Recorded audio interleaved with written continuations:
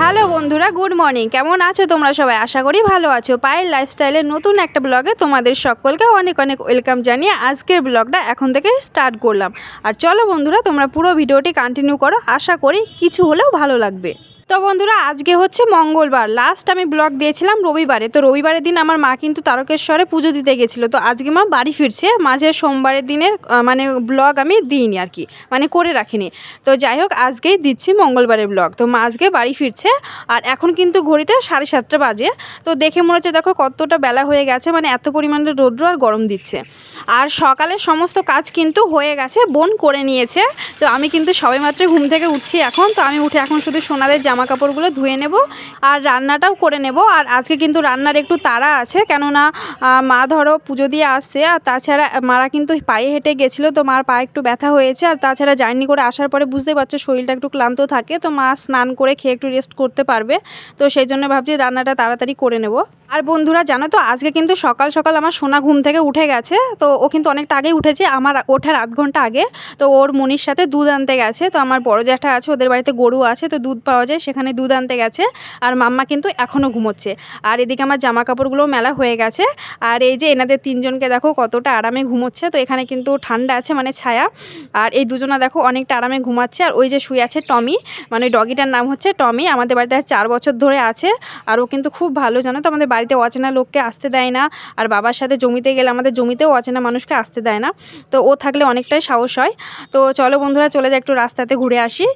আর আমার কিন্তু বাড়িতে এসে সেরকমভাবে বাইরে যাওয়াই হয় না, কেননা ধরো সোনারা সকালবেলা 9টা-10টা ছাড়া ঘুম থেকে ওঠে না। দুপুরে মানে রৌদ্র গরম দিচ্ছে, এরপর আবার বিকেলে ওরা 4টের দিকে ঘুমোয়। তো মানে কোন টাইমে যাব বলো? তো সেই জন্য যাওয়াই হয় না। আর এখন কিন্তু একটু ঠান্ডা আছে, তো সেই জন্য ওর মনি সোনাকে দুধ আনতে নিয়ে গেছে। আর আমার কিন্তু হাতের সমস্ত কাজ হয়ে গেছে, আমি এবারে ফ্রেশ হয়ে চলে এলাম। আর এখানে কিন্তু মানে যতই বৃষ্টি হোক না কেন, গরম একদমই কমছে না, গরম থেকেই যাচ্ছে। তো এত পরিমাণে রৌদ্র গরম দিচ্ছে, একটু সানস্ক্রিন লাগিয়ে নিচ্ছি, রান্নাঘরে যাব।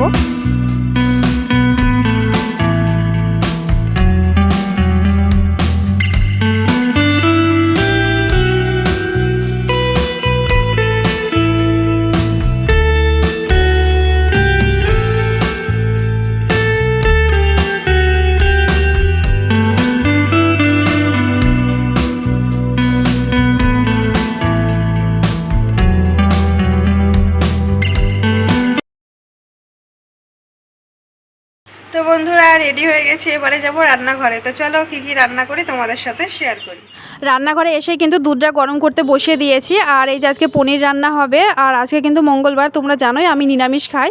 তো আজকে নিরামিষ রান্না হবে। আর এই প্রেসারে মটরটা সিটি দিয়ে রেখেছি। আর এই যে সবজিগুলো দেখছো, এগুলো সমস্ত টাটকা সবজি, বাবা মানে মাঠের থেকে এনে দিয়ে গেল। তবে একটাও কিন্তু আজকে রান্না হবে না, সব ফ্রিজে রেখে দেবো, কালকে রান্না হবে।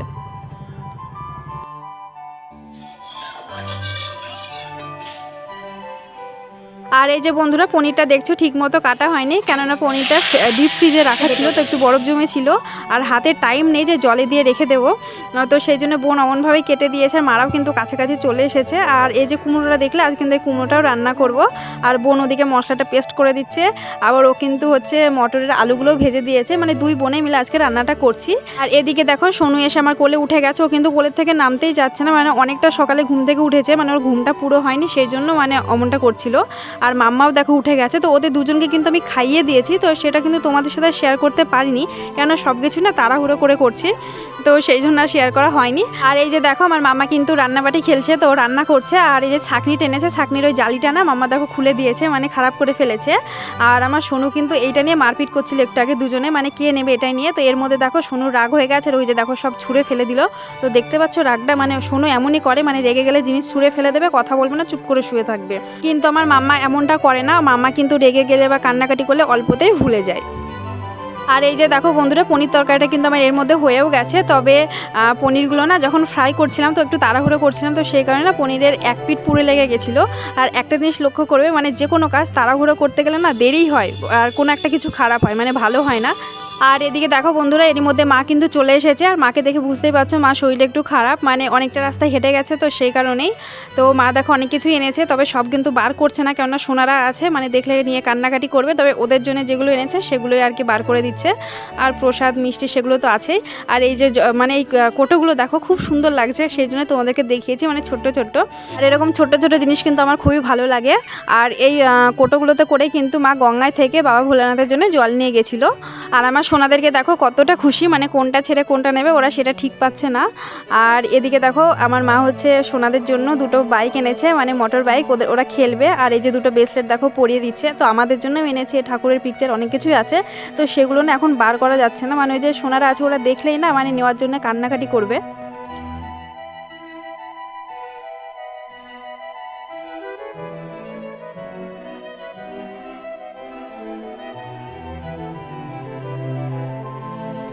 তো বন্ধুরা এই যে সোনাদের বাইক, তো দেখো দুটো একই রকম, শুধু কালার একটু আলাদা, মানে এই যে এখানে লাল কালার দেওয়া আছে, ওটা হলুদ কালার। তো এটা নিয়েও কিন্তু ওদের মধ্যে মানে মারপিট হয়ে গেছে। তো সোনু হচ্ছে লাল কালারটা নিচ্ছে আর মাম্মাকে হলুদটা দিচ্ছে।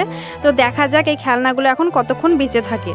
তো বন্ধুরা ভিডিওটির এই পর্যায়ে এসে তোমরা যারা যারা এখনও পর্যন্ত আমার চ্যানেলটিকে সাবস্ক্রাইব করোনি, অবশ্যই সাবস্ক্রাইব করে দিয়ে আমার এই ছোট্ট পরিবারে থেকে যাও। আর মিষ্টি করে একটা কমেন্ট করো, আর সেই কমেন্ট ধরে চলে যাবো আমি তোমাদের পরিবারে, তবে অবশ্যই নিয়ম মেনে। আর হ্যাঁ, অনেক বন্ধুরা আছো চ্যানেলটিকে সাবস্ক্রাইব করে কমেন্ট করছো, কিন্তু তোমরা 24 ঘন্টা ওয়েট করতে পারছো না। তোমরা যদি 24 ঘন্টা ওয়েট না করো, তাহলে আমি যদি যাই তাহলে তোমার আমার দুজনের চ্যানেলের ক্ষতি হবে, প্লাস ইউটিউব সাবস্ক্রাইবটাকে উঠিয়ে নেবে। তবে এতে আমাদের ক্ষতিই হচ্ছে, তো সেই জন্যই বলছি প্লিজ তোমরা ওয়েট করো আর ধৈর্য ধরো, আমি ঠিক চলে যাবো তোমাদের পরিবারে। তো বন্ধুরা তোমাদের সাথে কথা বলতে বলতে এদিকে কিন্তু আমি এই যে কুমড়ো চচ্চড়িটাও রান্না করে নিচ্ছি। তবে আমার কিন্তু এখানে একটা ভুল হয়েছে, কুমড়ো যে বীজগুলো দেখতে পাচ্ছ মানে ওগুলো কেটে বাদ দিতে হতো, কিন্তু আমার সেটা করা হয়নি, মানে আমি জানি না বলতে পারো। কেননা এর আগের দিন আমি যে কুমড়োটা কেটেছিলাম সেটা অনেকটাই জালি ছিল, আর ওটাতে বীজগুলো বাদ দেওয়াও লাগেনি, তো সেই কারণে আমি এটাতেও বাদ দিইনি। তো পরে কিন্তু আমাকে মা বললো যে বাদ দিতে হতো, তবে জানতাম না, জেনে গেলাম। আর এদিকে কিন্তু আমার সমস্ত রান্না বান্না ঘর পরিষ্কার করা হয়ে গেছে। তো আমরা এবারে সবাই মিলে খাওয়া দাওয়া করে নেব। তো চলো বন্ধুরা তোমাদের সাথে দেখা হবে আবার কিছুক্ষণ পরে।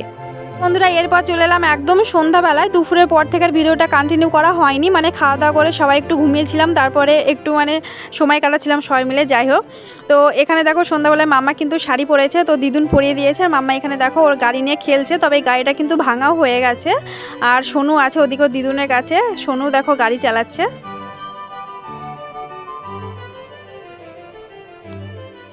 এই যে বন্ধুরা এই বাইকটার কিন্তু চাকাটা ভাঙা হয়েছে, এটা কিন্তু মাম্মামের গাড়ি, মানে সোনা লালটা নিচ্ছে আর মাম্মাকে এই হলুদটা দিচ্ছে, তবে সোনাই কিন্তু এই গাড়িটা ভেঙে দিয়েছে।